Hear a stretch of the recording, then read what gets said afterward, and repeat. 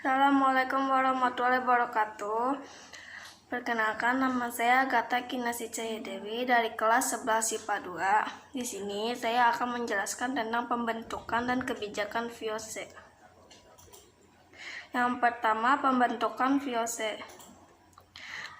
Proses pembentukan VOC dimulai dengan kedatangan Cornelis de Houtman pada tahun 1596 di Indonesia dan diikuti upaya Johan van Oldenbarneveldt pada tahun 1602 untuk menyatukan para pedagang Belanda agar bisa bersaing dengan pedagang negara Eropa lainnya seperti Inggris, Spanyol, dan Portugal dalam menguasai perdagangan rempah-rempah yang sangat menguntungkan di Indonesia. Terus latar belakang terbentuknya VOC. Yang pertama, didirikan karena adanya suatu keinginan besar kerajaan Belanda untuk memperoleh pendapatan yang cukup besar. Yang kedua, keinginan para pengusaha Belanda untuk memonopoli perdagangan di Hindia Timur yang merupakan daerah Asia dengan Indonesia sebagai pusatnya.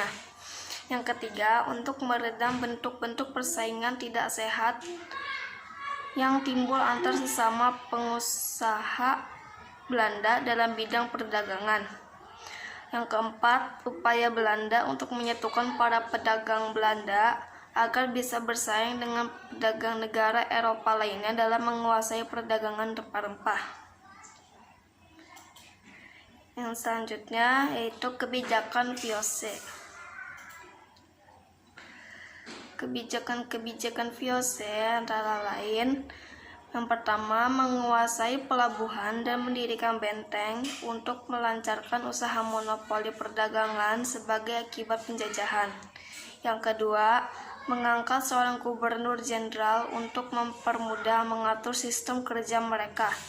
Yang ketiga, melakukan politik divide et impera atau politik adu domba untuk memecah belah dan menguasai kerajaan-kerajaan di Indonesia. Yang keempat, melakukan pelayaran hongi. Yang kelima, mempraktekkan hak oktroy yang diberikan oleh pemerintah Belanda sepenuhnya yang sangat merugikan bangsa Indonesia. Yang selanjutnya yaitu pelayaran hongi.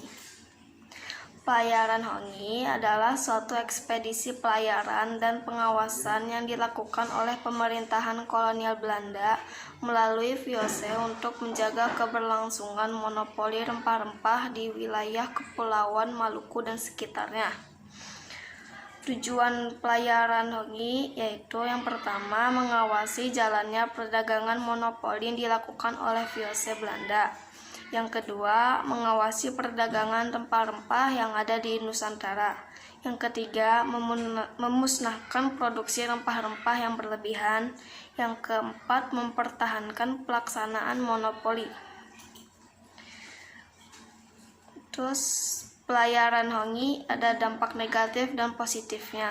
Dampak negatifnya yang pertama, VOC semakin berkuasa terhadap perdagangan rempah-rempah dan mendapatkan keuntungan yang berlipat. Yang kedua, berkurangnya tanaman rempah di Maluku.